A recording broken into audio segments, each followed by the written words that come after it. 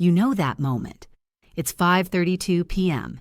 You just survived an 8-hour Zoom apocalypse, your boss has invented 3 new emergencies by lunchtime, and Sharon from HR has emailed you the same form 6 times. And yet, in the middle of all this madness, your brain is whispering something truly profound. It is not asking for meaning or purpose or even early retirement. Not that. It is screaming, "Cookie now!" Welcome to the post-work sugar craving, the biological sitcom playing inside your skull while you try to pretend that eating 8 marshmallows straight from the bag is somehow part of your wellness journey. Let us get one thing straight. You are not weak. You are not undisciplined. You are not morally inferior because your soul turns into a truffle sniffer the moment you clock out. What you are is human. A human who just did battle with deadlines, social niceties, and the trauma of accidentally replying all. And biology has something to say about that, because this craving, this feral need for sweetness, is not random. It is chemistry with a side of chaos, and your body is doing some real shady negotiations behind your back. Here is the deal. Your brain is basically a very spoiled toddler with a God complex. It runs on glucose, and it does not care where that glucose comes from. After a long workday, when your mental batteries are emptier than your gym attendance record, your brain goes into crisis mode. It wants energy. Fast, not a salad, not a quinoa bowl, not something made with chia seeds that taste like punishment. No, it wants sugar. Refined, quick, blissful. Like if happiness had a flavor and also ruined your teeth. Why does this happen? Because of decision fatigue. Yes, it is real. Throughout the day, you make hundreds of little choices. Respond to this email. Smile at that coworker. Pretend to care about Sharon's new cat named Mr. Pickle. All of that drains your prefrontal cortex, the part of your brain responsible for rational thought, self-control, and the ability to not scream into a pillow. As your willpower fades, your brain defaults to what feels good. Sugar, dopamine, bliss. Now cue cortisol, the stress hormone with main character syndrome.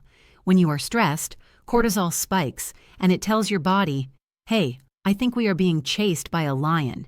Better store some fat and get ready to sprint." Of course, there is no lion, just Carl from accounting and his passive-aggressive spreadsheet formatting. But your body does not know that. All it hears is danger, and it preps for survival. And what is one of the quickest ways to get survival ready? Sugar. Because sugar equals energy, and energy equals maybe you will live to see your inbox reach 0 someday.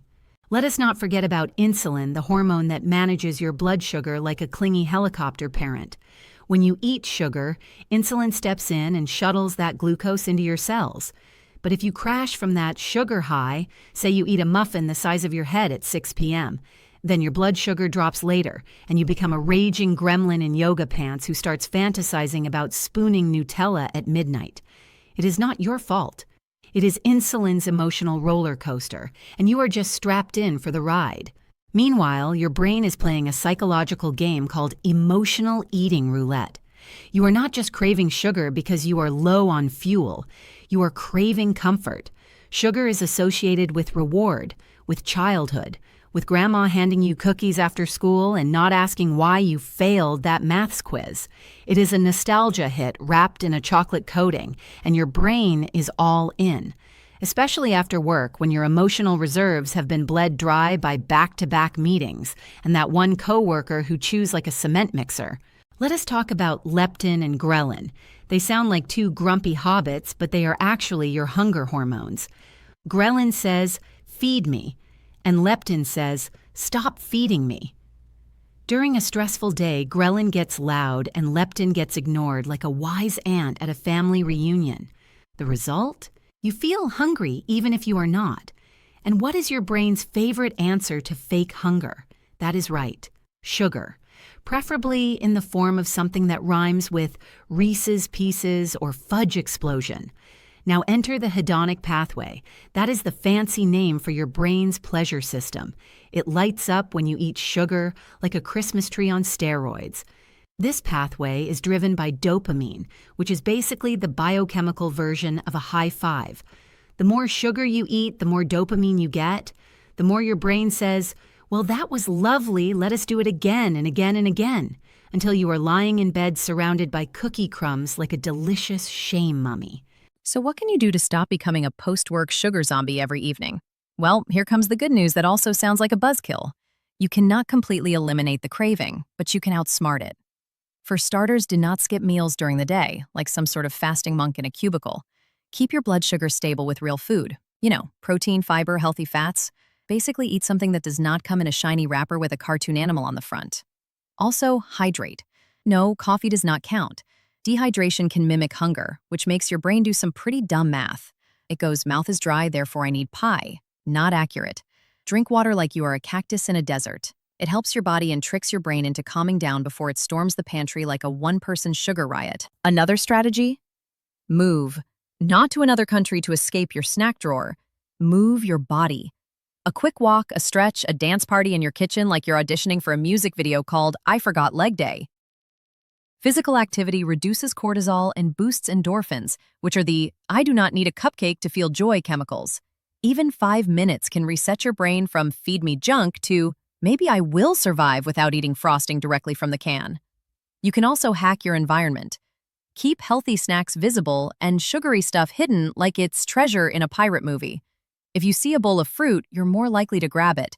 If you see a bag of gummy worms, you're going to end up in a spiral of regret and chewable shame. Visibility matters. Your willpower is like a phone battery.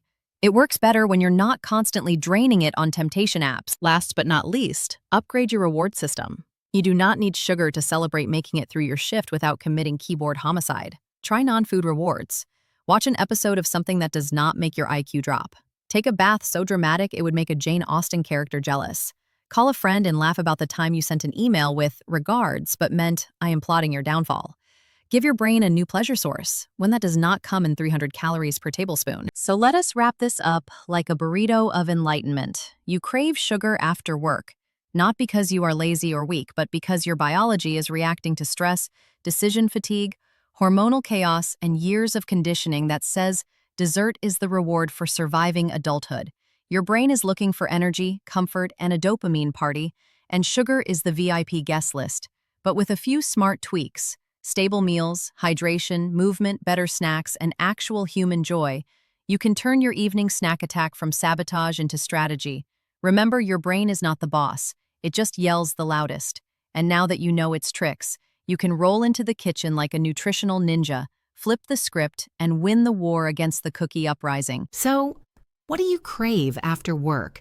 Is it sugar, fries, or an entire loaf of sourdough bread you tear apart like a caffeine-starved raccoon?